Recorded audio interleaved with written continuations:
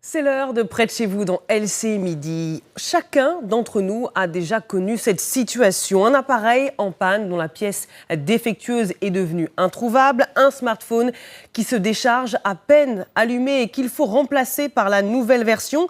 Cette courte durée de vie des produits est-elle une stratégie de la part des industriels pour nous inciter à acheter plus ? C'est bien, on l'appelle l'obsolescence programmée et c'est désormais puni par la loi en France. Mais comment prouver qu'un objet a été délibérément conçu pour s'abîmer très vite ? Quelles sont les entreprises qui veulent mettre fin à cette obsolescence programmée ? Pour en parler, Émile Meunier, bonjour, juriste et vice-président de l'association HOP, Halte à l'obsolescence programmée, et Alain Potreau, vice-président en charge de la prévente et de la satisfaction client chez SEB. Merci d'être avec nous sur LCI. Il faut savoir qu'il existe depuis plusieurs années des ateliers où l'on peut faire réparer ou recycler des objets défectueux. C'est économique et écologique. Direction Paris, où la recyclerie donne une nouvelle vie aux produits en panne. Nivine Potros. Nichée en plein cœur du 18e arrondissement, la recyclerie n'est pas un café comme un autre. On y vient pour boire un verre, profiter des 1000 mètres carrés de verdure, mais aussi pour jardiner ou, plus étonnant, bricoler.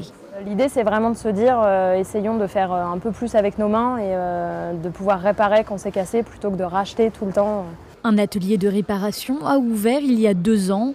Des bricoleurs débutants ou chevronnés viennent réparer leur petit mobilier, emprunter des outils ou participer à des ateliers de bricolage. En poignée ici, tu vas guider doucement pour faire tourner.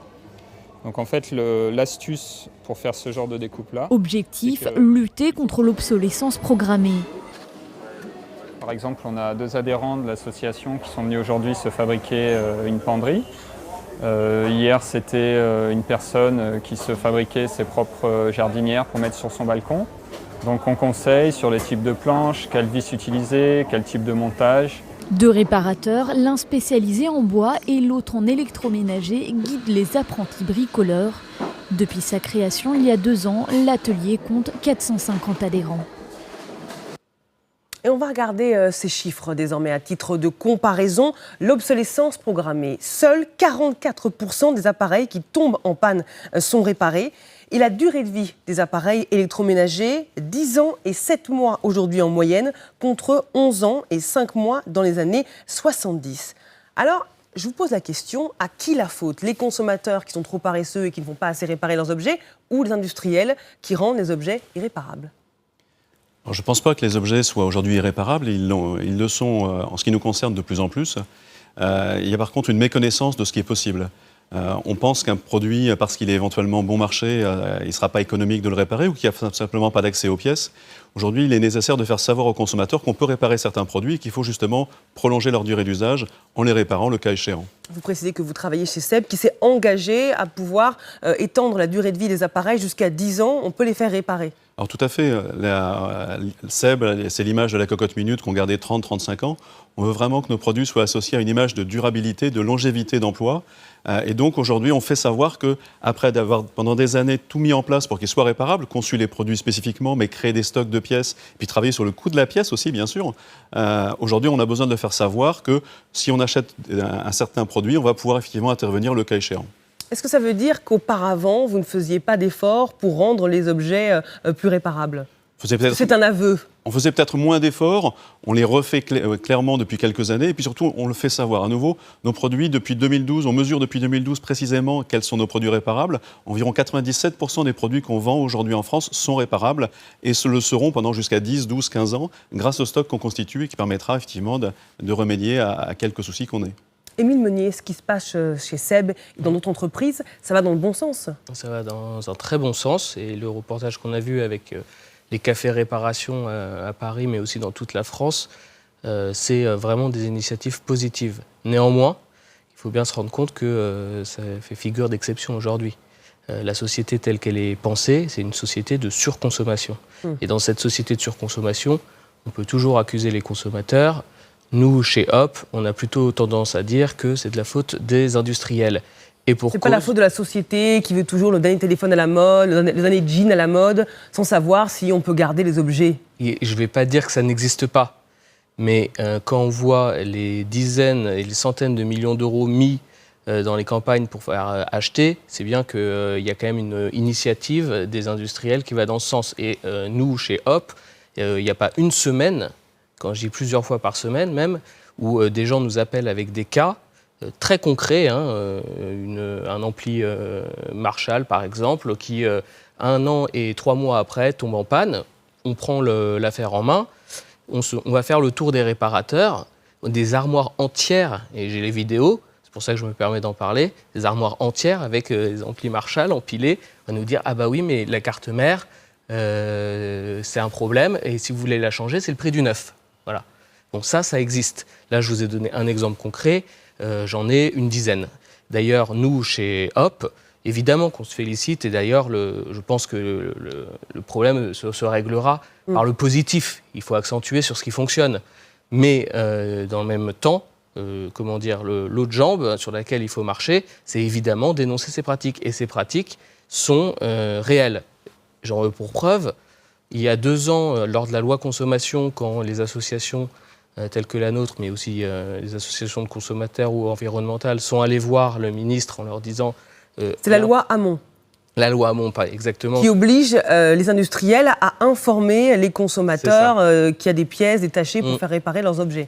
Alors j'y reviendrai rapidement après si vous voulez, mais alors sur le fait qu'on est allé voir le ministre en parlant d'obsolescence programmée, le ministre qui était plutôt ouvert, mais le cabinet, notamment les conseillers de Bercy, nous ont dit que c'était du complotisme. 1 an et demi après, c'est un délit dans la loi. Bah oui, il y a une loi justement, et voilà. Les entreprises encourent une peine de 2 ans de prison et 300 000 € d'amende. Exactement. Donc c'est bien la preuve que, à part un travail de pédagogie, d'information, des citoyens, mais aussi des politiques, ce sujet, on s'en est emparé. Mais concrètement, est-ce qu'en cas d'infraction, il y a des procédures, est-ce que la loi est appliquée? Alors la loi, aujourd'hui, est trop récente pour qu'on puisse faire un bilan. Je ne veux pas rentrer dans les techniques. Parce qu'elle est peu connue des consommateurs. Elle est peu connue. Et c'est le rôle des associations de dire il existe une loi. Alors le problème, c'est qu'en droit de la consommation, les montants en jeu, pour un micro-ondes par exemple, c'est maximum une centaine d'euros. Est-ce qu'une personne va aller s'embêter à faire un procès sur une loi qu'elle ne connaît peut-être pas très bien, que même l'avocat ne connaît pas encore très bien, ça va lui coûter 1 500 € de frais pour éventuellement récupérer 100 €. Donc la solution par rapport à ça, elle est dans le nombre. Il faut que les gens s'organisent. En class action, c'est ça? En class action. Plusieurs consommateurs. Alors, en France, on appelle ça une action de groupe. Mais ça peut être aussi des actions en justice individuelles, mais rassemblées sous l'égide d'une association, la nôtre, ou les associations de consommateurs. Là-dessus, on partage tous le même combat. Et là, la force du nombre va permettre de faire appliquer la loi. Vous, chez Seb, comment vous êtes passé d'une économie de remplacement à une économie de réparation? Parce que ce n'est pas si simple de faire cette mutation pour les entreprises. Alors c'est une mutation qui s'est faite progressivement. À nouveau, on était quand même déjà avec un ADN clairement de développement, de consommation durable. Mais depuis 8 ans, on a voulu que nos produits soient réparés. Qu'ils soient réparés d'abord pour qu'on ne répare que des produits en panne et qu'on arrête d'échanger dans beaucoup de cas des produits qui n'ont rien. Et puis parce qu'on a pensé que ça devait effectivement, on ne proposait pas un produit, on ne propose pas des produits d'entrée de gamme, on voulait que nos produits soient conservés sur longtemps et que globalement ça rebondisse comme un effet positif sur nos marques.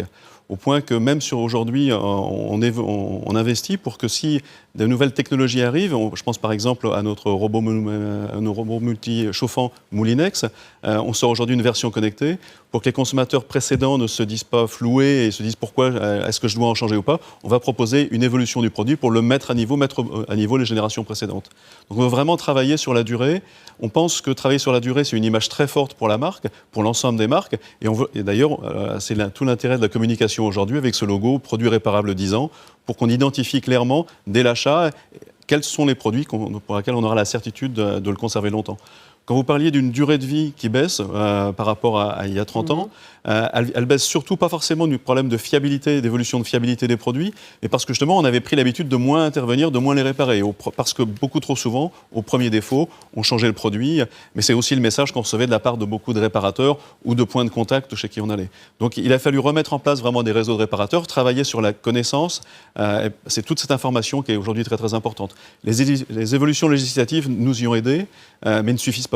L'annonce de la disponibilité des pièces détachées ne suffit pas. Si on a des pièces sans sans en garantir le délai ou sans garantir que leur coût sera suffisant pour une réparation, c'est en fait presque un faux message qui risque de tromper le consommateur. On a bien compris que la lutte contre l'obsolescence programmée s'organise, mais il faut encore faire des efforts. Merci, messieurs, d'être venus sur LCI. Restez avec nous, LCI Midi se poursuit.